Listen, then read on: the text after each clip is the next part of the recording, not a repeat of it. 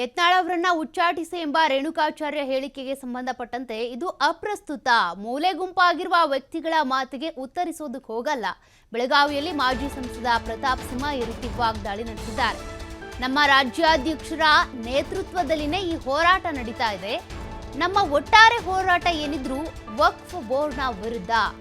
ಈಗ ಅಪ್ರಸ್ತುತ ಆಗಿರುವಂತಹ ವ್ಯಕ್ತಿಗಳ ಬಗ್ಗೆ ಅಥವಾ ಮೂಲೆ ಗುಂಪಾಗಿರುವಂತಹ ವ್ಯಕ್ತಿಗಳ ಮಾತಿಗೆ ಉತ್ತರ ಕೊಡುವಂತ ಅಗತ್ಯತೆ ನನಗಿಲ್ಲ ಅಂತ ಪ್ರತಾಪ್ ಸಿಂಹ ಪರೋಕ್ಷವಾಗಿ ರೇಣುಕಾಚಾರ್ಯ ವಿರುದ್ಧ ವಾಗ್ದಾಳಿ ನಡೆಸಿದ್ದಾರೆ.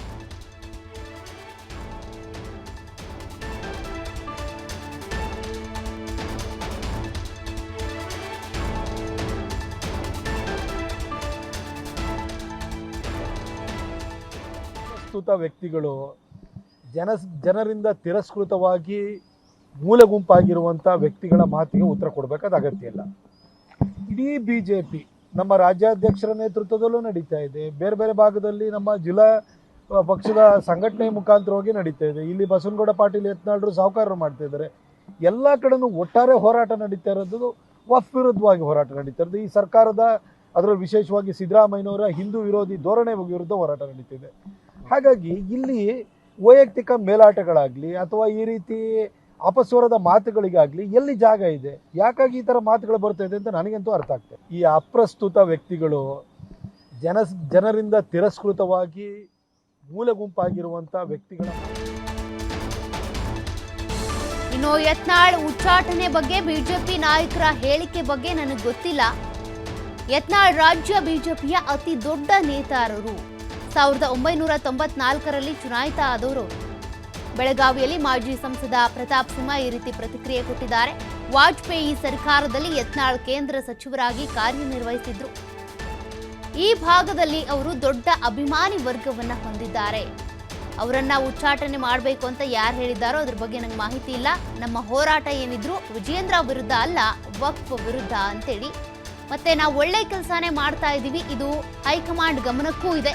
ಬಿಜೆಪಿ ಸಂಘಟಿತ ಹೋರಾಟವನ್ನ ನಾವು ಮಾಡ್ತಾ ಇರೋದು ಅಂತೇಳಿ ಯತ್ನಾಳ್ ಪಾಪ್ಯುಲಾರಿಟಿ ಏನಿದೆ ಅದು ಬಿಜೆಪಿಗೆ ಲಾಭವನ್ನೇ ತಂದುಕೊಡುತ್ತೆ ಅಂತ ಯತ್ನಾಳ್ ಅವರ ಪರವಾಗಿ ಮಾತನಾಡಿದ್ದಾರೆ ಪ್ರತಾಪ್ ಸಿಂಹ.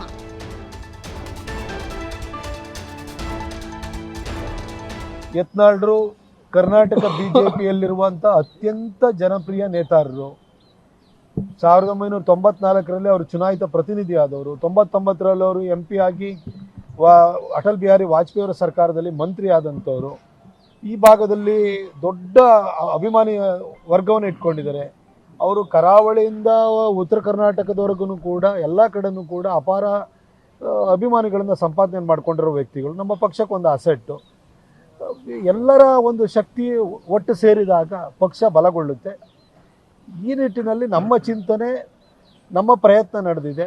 ಬೇರೆಯವ್ರ ಚಿಂತನೆ ಏನಿದೆ ಅಂತ ನನಗೆ ಗೊತ್ತಿಲ್ಲ. ನಮ್ಮ ಯಾವುದೇ ಹೋರಾಟ ಆಗಲಿ, ನಮ್ಮ ಯಾವುದೇ ವೇದಿಕೆಗಳಾಗಲಿ, ಅಲ್ಲಿ ಯಾವ್ದಾದ್ರು ವ್ಯಕ್ತಿಗಳ ಬಗ್ಗೆ ನಾವು ಹೋರಾಟವನ್ನು ಮಾಡ್ತಾ ಇದ್ದೀವಿ ಅಥವಾ ಧ್ವನಿ ಎತ್ತುತ್ತಾ ಇದ್ದೀವ, ನಾವು ಧ್ವನಿ ಎತ್ತುತ್ತಾ ಇರೋದು, ಹೋರಾಟವನ್ನು ಮಾಡ್ತಾ ಇರೋದು ವಕ್ಫ್ನ ಭೂ ಕಬಳಿಕೆ ನೀತಿಯ ವಿರುದ್ಧ. ನೋಡಿ ಒಂದು ಅವರ ವೈಯಕ್ತಿಕ ವಿಚಾರ ನಿಲುವುಗಳು ಅದು ಬೇರೆ. ಆದರೆ ಈಗ ನಡೀತಾ ಇರುವಂಥ ಹೋರಾಟ ಅದು ಕೇವಲ ವಕ್ಫ್ನ ಭೂ ಕಬಳಿಕೆ ನೀತಿಯ ವಿರುದ್ಧಕ್ಕೆ ಸೀಮಿತವಾಗಿದೆ. ನಾವು ಒಳ್ಳೆ ಕೆಲಸವನ್ನ ಮಾಡ್ತಾ ಇದ್ದೀವಿ, ಅದು ಹೈಕಮಾಂಡ್ ಗಮನದಲ್ಲೂ ಇದೆ. ಇಲ್ಲ ಅಂತಂದರೆ ಇದಕ್ಕೆ ಇಷ್ಟೆಲ್ಲ ಬೆಂಬಲ ಯಾಕೆ ಸಿಗ್ತಾ ಇತ್ತು? ಕೇಂದ್ರ ಸಚಿವೆ ಶೋಭಾ ಕರಂದ್ಲಾಜೆಯವರೇ ಸ್ಥಳಕ್ಕೆ ಬಂದು ಕೂತ್ಕೊಳ್ತಾರೆ, 3 ದಿನ 4 ದಿನ ಅಹೋರಾತ್ರಿ ಧರಣಿಗೆ ಬರ್ತಾರೆ ಅಂತೇಳಿ ಹೇಳಿದರೆ ಇದು ಬಿಜೆಪಿ ಸಂಘಟಿತವಾದಂಥ ಹೋರಾಟವನ್ನು ಮಾಡ್ತಾ ಇದೆ. ಇಲ್ಲಿ ವ್ಯಕ್ತಿ ಈಗ ಯತ್ನಾಳರು ಕರ್ನಾಟಕದಲ್ಲಿ ಮೋಸ್ಟ್ ಪಾಪ್ಯುಲರ್ ಬಿಜೆಪಿ ಲೀಡ್ರು. ಹಾಗಂತ ನಾನು ಹೊಟ್ಟೆ ಕಿಚ್ಚು ಪಡ್ಕೊಳಕ್ಕಾಗುತ್ತಾ? ಅವರು ನಮ್ಮ ಬಿಜೆಪಿಯವರಲ್ವಾ? ಅವರ ಪಾಪ್ಯುಲಾರಿಟಿಯಿಂದ ಲಾಭ ಆಗೋದು ಯಾರಿಗೆ? ಬಿಜೆಪಿಗೆ. ವಿಜೇಂದ್ರ ಅವರು ನಮ್ಮ ರಾಜ್ಯಾಧ್ಯಕ್ಷರಾಗಿದ್ದಾರೆ, ಅವರು ಸಂಘಟನೆಯನ್ನು ಮಾಡ್ತಾ ಇದ್ದಾರೆ. ಅದರಿಂದ ಲಾಭ ಆಗೋದು ಯಾರಿಗೆ? ಬಿಜೆಪಿಗೆ. ಈಗ ನಾವು ಕೂಡ ಕೈ ಜೋಡಿಸಿ ಎಲ್ಲ ಕಡೆನೂ ಕೆಲಸವನ್ನು ಮಾಡ್ತಿದ್ವಿ, ಹೋರಾಟವನ್ನು ಮಾಡ್ತಿದ್ವಿ. ಇದರಿಂದ ಪಕ್ಷ ಸಂಘಟನೆ, ಪಕ್ಷ ಬಲಗೊಳ್ಳುವಂಥದ್ದು ಆಗ್ತಾ ಇದೆ. ಇದರಿಂದ ಒಟ್ಟಾರೆ ಬಿಜೆಪಿಗೆ ಲಾಭ ತಾನೆ. ಆ ಕೆಲಸವನ್ನು ನಾವು ಅಷ್ಟು ಮಾಡ್ತೇವೆ.